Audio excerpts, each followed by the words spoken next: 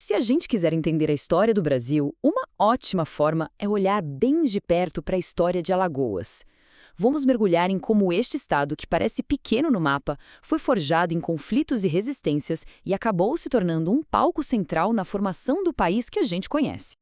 Sabe, Alagoas é uma terra de contradições, de paradoxos mesmo. Pensa só. De um lado, foi de lá que saíram os dois primeiros presidentes do Brasil. Do outro, foi o cenário da maior rebelião de pessoas escravizadas de toda a América. A questão é, como essas duas realidades tão opostas puderam acontecer no mesmo lugar? Então, para a gente começar a entender essa história toda, a gente precisa voltar bastante no tempo. Antes mesmo de os portugueses chegarem, essa era a terra dos Caetés, e o primeiro contato deles com os europeus, bom, esse encontro iria selar o destino da região de uma forma bem trágica. O século XVI começa, então, a desenhar o mapa da região. Primeiro, Américo Vespúcio explora a costa. Depois, o território vira parte de Pernambuco e as primeiras vilas, como Penedo, começam a surgir. Mas tudo isso era só um prelúdio. O ponto de virada, o evento que realmente muda o jogo, acontece em 1556. Pois é, o naufrágio do Bispo Sardinha foi, na verdade, a desculpa perfeita que a coroa portuguesa estava esperando. Esse evento foi usado para justificar uma guerra de extermínio contra o povo caeté, basicamente limpando o terreno para a colonização e para a exploração econômica que viria a seguir. Ok, com os caetes praticamente fora do caminho, o século XVII chega com tudo em Alagoas. Foi uma época de muita riqueza, principalmente por causa do açúcar, mas também de guerra, com a invasão dos holandeses e, ao mesmo tempo, escondida nas serras, nascia uma das histórias de resistência mais incríveis das Américas. E não pensem que era só açúcar, não. A região virou uma verdadeira potência econômica para Portugal. A variedade de produtos era enorme, ia de fumo e mandioca até gado e couros, mostrando a importância estratégica daquele pedaço de terra. E no meio disso tudo, uma guerra. A invasão holandesa, que transforma Alagoas num palco de batalha. É aí que surgem figuras, bem, complexas, cujas histórias são debatidas até hoje. De um lado, Calabar, um mameluco que conhecia a região como ninguém e que, ao guiar os holandeses, mudou o rumo do conflito.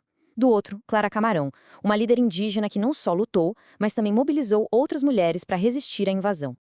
Só que, enquanto os europeus brigavam no litoral, o conflito mais profundo, o mais transformador, estava acontecendo bem longe, nas serras. Lá, pessoas escravizadas que conseguiram fugir construíram uma sociedade própria, um verdadeiro estado autônomo, o Quilombo dos Palmares. E olha, a gente não está falando de um vilarejo, não. Estamos falando de uma população de 20 mil pessoas no seu auge. Para ter uma ideia, isso era mais gente do que em muitas cidades importantes da colônia na época. É uma escala impressionante. Essa citação do Craveiro Costa, ela resume tudo de forma brilhante. Palmares não era só um esconderijo, um refúgio. Era um protesto, uma declaração política e social gigantesca contra a escravidão. É claro que um país dentro do Brasil com aquele tamanho e aquela força era algo que a coroa não ia tolerar. A destruição de Palmares exigiu uma operação de guerra gigantesca que uniu tropas de São Paulo, Pernambuco e da própria Alagoas. A queda em 1694 e a morte de Zumbi um ano depois encerraram esse capítulo incrível de resistência. Bom, com Palmares destruído, a elite do açúcar em Alagoas ficou com caminho livre para consolidar ainda mais seu poder e sua riqueza. E toda essa força, claro, logo se transformou num desejo de autonomia política. E aqui tem um detalhe bem curioso. A independência de Alagoas, a separação de Pernambuco, não foi um grito de rebeldia. Muito pelo contrário, foi uma prova de lealdade. Com as revoltas republicanas explodindo em Pernambuco, a coroa agiu rápido, separou a rica comarca de Alagoas para garantir um aliado forte e fiel na região. Uma jogada de mestre. E os números não mentem, né? Olha só esse salto na população.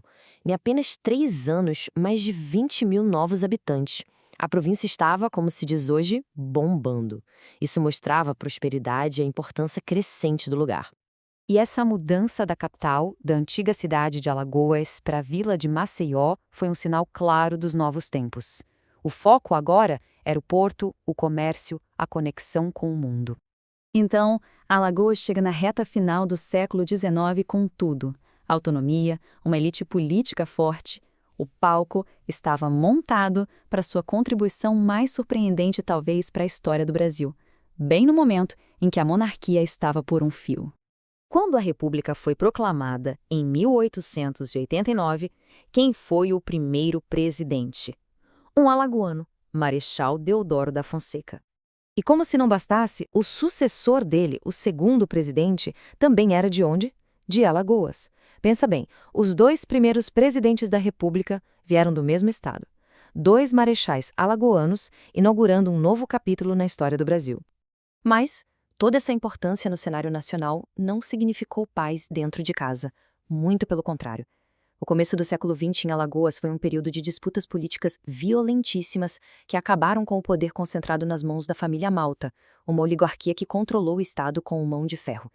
Chegamos ao século XX e, com ele, novos tempos, novos problemas. Era hora de Alagoas encarar a modernização, diversificar a economia e, ao mesmo tempo, lidar com as feridas do passado. Foi uma era de muitas lutas, mas também de avanços. E é interessante notar que essa tentativa de modernização não começou do zero. As sementes já tinham sido plantadas lá atrás, décadas antes da própria República, com a primeira fábrica de tecidos. Um passo pequeno, mas que apontava para um novo futuro, longe da dependência total da agricultura. Pois é, o século XX foi uma verdadeira montanha-russa para Alagoas. O estado finalmente deu um fim ao cangaço, com a morte de Lampião em 38. Vieram investimentos importantes, como o Porto de Maceió, a busca por petróleo, mas, ao mesmo tempo, o século foi marcado por crises políticas tão severas que chegaram a provocar uma intervenção federal já no finalzinho dos anos 90. Então, no fim, fica a pergunta, né? De Palmares aos presidentes, da resistência à opressão, à criação de uma república. De que forma esse passado tão intenso, tão cheio de contradições, forjado em Alagoas, ainda ecoa e continua a moldar o Brasil de hoje?